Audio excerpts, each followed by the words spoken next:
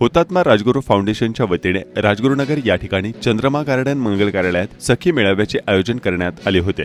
महिला बचत गटातील महिलांच्या घरगुती उद्योग व्यवसायाबरोबरच महिलांच्या कलागुणांना वाव देण्यासाठी शनिवार आणि रविवार असे 2 दिवस सखी मेळाव्यात महिलांनी विविध खाद्यपदार्थ विक्रीसह उत्पादने विक्रीसाठी ठेवली आहेत। शहरातील महिलांची खरेदीसाठी गर्दी होत आहे। खाद्यपदार्थांची चव चाखण्यासाठी खवय्ये येथे आवर्जून हजेरी लावत आहेत।